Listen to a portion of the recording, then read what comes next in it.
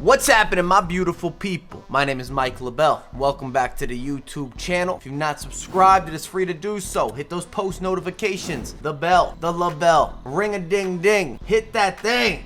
That was a little bit cringe. Today we're talking about rats, New York City rats. Top 10, perhaps. These are the names that come to mind for yours truly. If you don't know what a rat is, it's a player or players you do not look forward to going up against via the weekend league. If you see these men in the starting 11, you know that it's gonna be a sweat fest. It's gonna be competitive in the worst ways. Anything goes. Ugly FIFA. You get the idea. If you want more of this, like it, subscribe it, push it, smash it, touch it, wiggle it, walk it. The rats are big enough in New York that you could walk them. And comment below, I kind of feel like I'm leaving off a couple of names. Just have that vibe. I walked out of the apartment without the keys.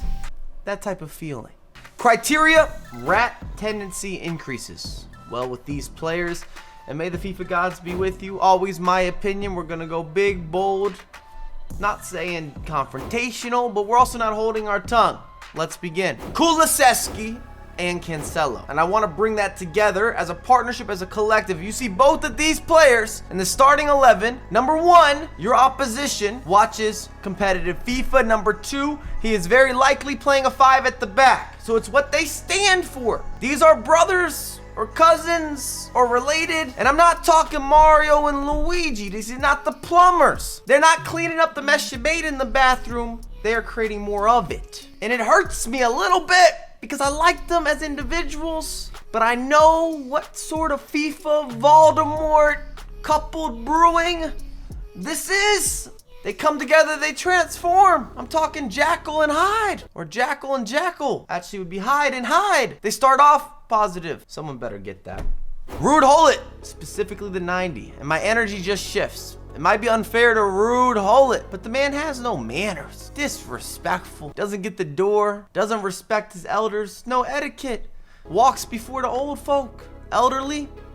Chivalry. It's dead with Mr. Ruud Gullit. Relentless, impactful. You have to change the way that you play throughout the midfield. You just don't win the matchups against Ruud Gullit. And I think that's what's brought him into this rat category, because he's such a problem. If you just wanted to say he's that good, so be it. But think how many oppositions you've had that just tracked back with Ruud Gullit. They don't defend with anyone else. They say, look, long hair, I care, I paid the money, I made the investment, I'm gonna stick to you, and I'm not moving anyone else, which kind of comes into the play style. And some of you might make that argument. It's not the actual players, but the people controlling these players. And my counter to that, the players on the virtual pitch that I'm talking about are more frequently used by people that have that rat tendency. We like logical inclusions. Ryan Kent, we know the intent. You know the text message your opponent's trying to send you.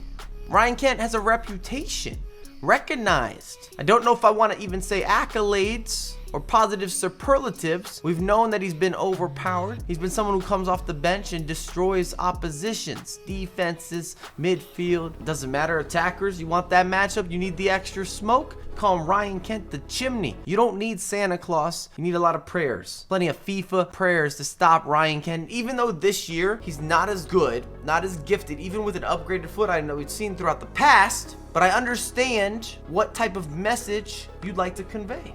I'm sure we agree. Rashford. Now hear me out, because I use Rashford. I support him. I think he's very special in FIFA. It's specifically this 86.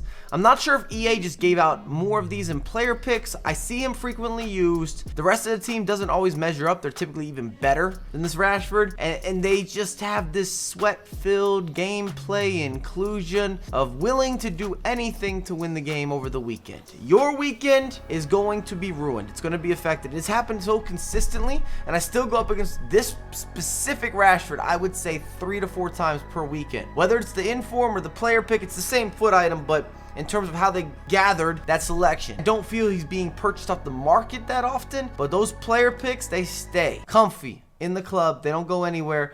And this is one version or one iteration of Rashford that is very familiar for yours truly. Kante, Kante, Kante. You know what I'm gonna say. Similar to Ruud Gullit, thankfully he's not as effective, especially offensively. He doesn't have the same big body type, but players stick to him like glue. This guy's a vacuum in the midfield. He'll clean up your entire apartment, your house. You need your backyard trimmed, give this guy the motor. Lawn mower. Those were not the same things, but I guess technically you would need some sort of device in the lawn mower or the tractor or whatever direction we're gonna take this with Kante, but it's more so around what he stands for and the fact that when you see Kante used, especially a gold Kante amongst a bunch of upgraded and promo players, bruh, that's not a good sign. That person knows what he's doing. This investment has been made. There's a reason he really appreciates Kante. You don't think you can get a more talented player, especially going forward, more complete, more gifted, more offensively aware, better balanced? It's not a problem, but he likes Kante because he never gives up. Relentless, chase back game, consistent. Varane and Mendy, they go hand in hand. And I feel as if you have to put them into that collective. Individually, they both still stand for a certain level of sweat, rat-tastic material. We're talking Splinter, Teenage Mutant Ninja Turtles. But when they get together, especially in the later stages of FIFA, such as now, your opponent is telling you he's still that invested. He's not changing up his back line.